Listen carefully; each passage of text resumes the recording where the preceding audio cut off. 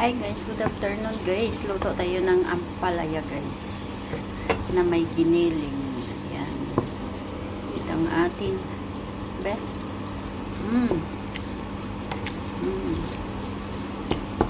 Sarap. Oh guys. Ampalaya na may giniling. May hiwa-hiwa rin ng sili. Kasi maraming sili guys. Kaya lagyan natin basta makain. Yan na guys ang ating lunch for today guys. Thank you for watching.